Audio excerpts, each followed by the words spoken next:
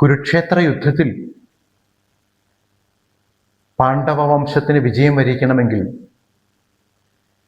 പാണ്ഡവ വംശപരമ്പരയിലെ ഏതെങ്കിലും ഒരു വീരന്റെ രക്തം കാളിക്ക് ബലിയായി നൽകണം. സൗമ്യ മഹർഷിയുടെ ഈ വാക്കുകൾ യുധിഷ്ഠിരന്റെ ചെവിയിൽ പ്രകമ്പനം കൊണ്ടു.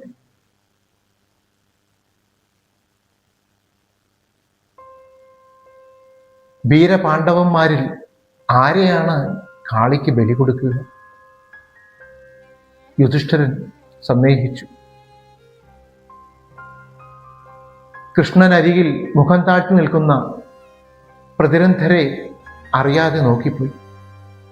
ഉപപാണ്ഡവരിൽ മൂത്തവൻ തൻ്റെ മകൻ, തനിക്ക് ശേഷം ഇന്ദ്രപ്രസ്ഥത്തിന്റെ സിംഹാസനത്തിന്റെ അവകാശി, അവനെ എങ്ങനെ നഷ്ടപ്പെടുത്തും? തൊട്ടടുത്ത് ഗദായുദ്ധവീരൻ സുതസോമൻ, ഭീമപുത്രൻ, വില്ലാളി വീരനായ അർജുനപുത്രൻ ശ്രുതകർമ്മനോട് ചേർന്ന് നകുല സഹദേവന്മാരുടെ മക്കൾ സദാനികനും ശ്രുതസോമനും, എല്ലാവരും പാഞ്ചാലി പുത്രന്മാർ. ഇവരിൽ ഒരാൾ നഷ്ടമായാൽ എങ്ങനെ ദ്രൗപദി സഹിക്കും? സരസ്വതി നദിയുടെ മറുകരയിലെ രാജശിബിരങ്ങളിൽ ദേവീപൂജയുമായി കഴിയുകയാണ് കുന്തിദേവിയും പാഞ്ചാലിയും മറ്റ് രാജപത്നിമാരും. ഉഴറി നിന്ന മനസ്സിനുള്ളിൽ തീയണയ്ക്കാൻ കഴിയാതെ ആകുലപ്പെട്ട് യുധിഷ്ഠിരൻ കൃഷ്ണന്റെ മുഖത്തേക്ക് നിസ്സഹായതയോടെ നോക്കി. യാഗശാലയിൽ ജ്വലിക്കുന്ന അഗ്നി പോലെ തിളങ്ങുന്ന അർജുനപുത്രൻ അഭിമന്യുവിനെ തന്നെ കണ്ണിമ ചിമ്മാതെ നോക്കി നിൽക്കുകയായിരുന്നു കൃഷ്ണൻ. പാണ്ഡവകുലത്തിന്റെ വംശപരമ്പരകളിലെ വീരന്മാർ ആരെങ്കിലും കാളിക്ക് ബലിയായേ പറ്റൂ. സൗമ്യ മഹർഷിയുടെ വാക്കുകൾ കർണപുടത്തിൽ നിന്ന് ഒഴിയുന്നില്ല. അർജുനെ വെല്ലുന്ന വീരനാണ് അഭിമന്യു. തൻ്റെ രക്തം, സഹോദരി സുഭദ്രയുടെ മകൻ, അവനെ താൻ എങ്ങനെ ബലി കൊടുക്കും? പകരം ആരുണ്ട്? പാണ്ഡവ വംശപരമ്പരയിലെ മറ്റൊരു വീരൻ ആരാണുള്ളത്? ഭീമന്റെ രാക്ഷസപുത്രൻ ഘടോത്കചൻ ശക്തനാണ്. പക്ഷേ ഹിഡുംബിപുത്രൻ പാണ്ഡവ വംശവഴികളിലല്ലാതെ സാലമരക്കാടുകളിൽ എവിടെയോ രാക്ഷസനായി വിലസുകയാണ്. അർജുന ഭാര്യ ചിത്രാംഗതയുടെ പുത്രൻ ബഭ്രുവാഹൻ കുരുക്ഷേത്ര യുദ്ധം അറിഞ്ഞിട്ടും മണിപുര രാജ്യത്തിന്റെ രാജാവായി കിരീടാവകാശിയായി കഴിയുന്നു. സൂര്യനെ പോലെ തിളങ്ങുന്ന ഈ അഭിമന്യു അല്ലാതെ ആരുണ്ട് ഈ പടകുടീരത്തിൽ? ഈ സമയം കുരുക്ഷേത്ര ഭൂമിക്ക് മേലെ ഒരു ഇടിമിന്നൽ പൊട്ടിയടർന്നു. ധർമ്മഭൂമിയുടെ പടനിലത്തിൽ കൂടുകെട്ടാനൊരുങ്ങിയ കിളികൾ പേടിപ്പൂണ്ട് കൂവിയാർത്ത് കാമ്യവനത്തിന്റെ ഇരുളിമയിലേക്ക് പറന്നകന്നു. കറുത്ത കരിമേഘങ്ങൾ വാരിയെടുത്ത ചെറുകാറ്റ് സരസ്വതി നദിക്ക് മേലെ നിഴൽ പരത്തി പടർന്നു നിന്നു. എന്താണ് പുറത്തൊരു ആരവം? കൗരവർ യുദ്ധം തുടങ്ങിയോ? കുരുക്ഷേത്ര ഭൂമിയിലെ വരണ്ടുണങ്ങിയ മണ്ണിൽ പൊടിക്കാറ്റ് വിതച്ച് വെള്ളക്കുതിരകളെ പൂട്ടിയ ഒരു രഥം പാണ്ഡവ പടകുടീരങ്ങളെ ചുറ്റി യാഗശാലയ്ക്ക് മുന്നിൽ വന്നു നിന്നു. ആരാണ്? പടകുടീരത്തിലെ വർണ്ണത്തിരശീല ചാർത്തിയ വാതിൽ തുറന്ന് അകത്തേക്ക് വന്ന യോദ്ധാവിന്റെ രൂപം കണ്ട് പാണ്ഡവരും സാമന്ത രാജാക്കന്മാരും അമ്പരന്നുപോയി. വസന്തം വന്നെത്തിയ പോലെ പടകുടീരത്തിൽ പാരിജാതത്തിന്റെ മണം പരന്നു. മുന്നിലെ യാഗാഗ്നിയിൽ നിന്ന് ഉയർകൊണ്ടൊരു ദേവരൂപം മുന്നിൽ നിൽക്കുന്നത് പോലെ അവർക്ക് തോന്നി.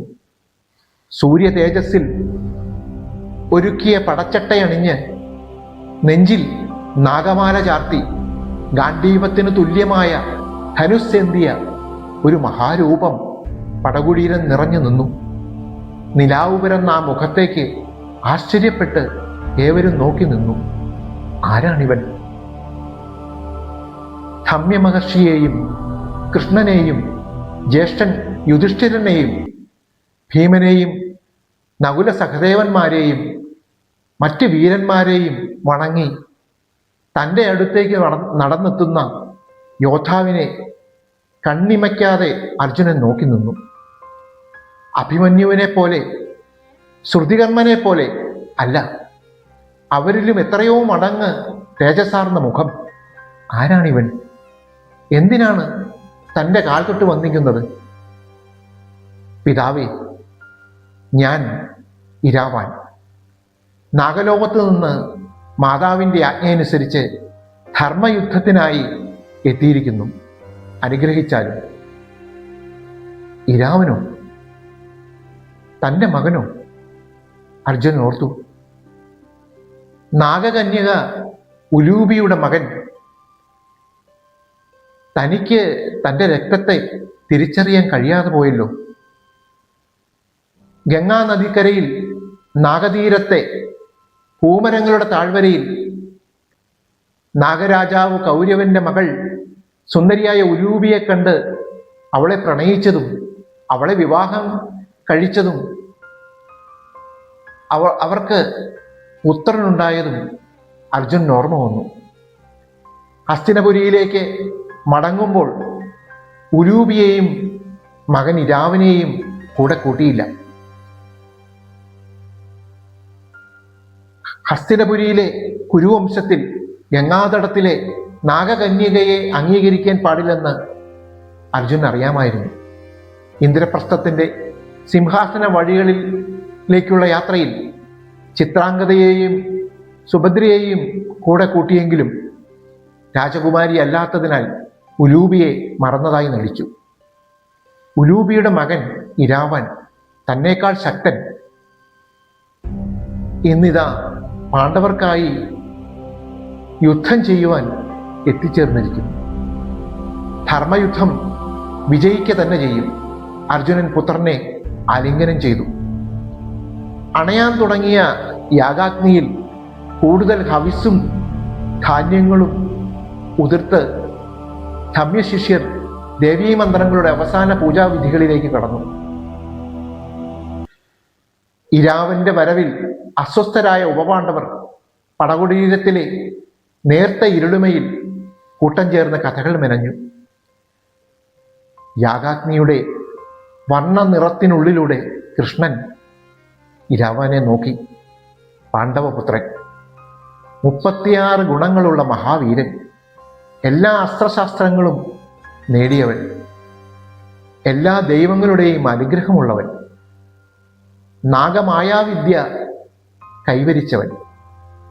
ഇവനെ എതിർക്കുവാൻ ഈ ഭൂമുഖത്ത് ആരുമില്ല. ഇരാവാൻ യുദ്ധത്തിനിറങ്ങിയാൽ ഒരു ദിനം കൊണ്ട് കൗരവർ ഭൂമിയിൽ ഇല്ലാതാവും.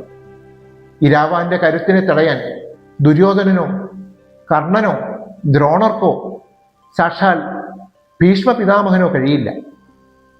പക്ഷേ നിയതി നിശ്ചയിച്ച ധർമ്മയുദ്ധമാണിത്. 18 നാൾ നീളേണ്ട മഹായുദ്ധം. ഇരാവാന്റെ കരുത്തിൽ ഒരു ദിനം കൊണ്ട് മഹാഭാരത യുദ്ധം അവസാനിക്കുവാൻ പാടില്ല. കാലത്തിൻ്റെ കണക്കുകൾക്ക് മാറ്റം വരുവാൻ പാടില്ല. കുരുക്ഷേത്ര യുദ്ധം അത് 18 നാൾ തന്നെയാവും. നിയതിയുടെ തീരുമാനം അതാണ്. ഭൂമിയുടെയും പ്രപഞ്ചത്തിൻ്റെയും ദൈവങ്ങളുടെയും ആവശ്യമാണത്. ഇരാവാൻ യുദ്ധത്തിൽ പങ്കെടുത്തുകൂടാ. കൃഷ്ണമുഖത്ത് തേജസാർന്ന ഒരു മന്ദഹാസം വിടർന്നു. ഇരാവാനെ, നിന്റെ ജന്മം പാണ്ഡവരുടെ വിജയത്തിന് വേണ്ടിയുള്ളതാണ്. കുരുക്ഷേത്ര ഭൂമിക്ക് മേലെ ധർമ്മദേവന്റെ തേരോട്ടം കൃഷ്ണൻ അറിഞ്ഞു. വരണ്ടുണങ്ങിയ മണ്ണിന് താഴെ യുദ്ധകാഹളം മുഴങ്ങുന്നു. അനിവാര്യമായ മഹാഭാരത യുദ്ധം കൗരവർ ആഗ്രഹിക്കുന്ന അമാവാസിക്ക് മുമ്പേ ആരംഭിക്കും. അർജുനനോട് ചേർന്ന് നിൽക്കുന്ന ഇരാവാനെ കൃഷ്ണൻ അടുത്തേക്ക് വിളിച്ചു. ഭഗവാന്റെ കാലടികളെ തൊട്ട് ഇരാവാൻ അരികിലിരുന്നു. കൃഷ്ണൻ ഇരാവാന്റെ മുടിയിഴകളെ തഴുകി. ആ ദൈവിക സ്പർശത്തിൽ ഇരാവാൻ കുളിർന്നുപോയി.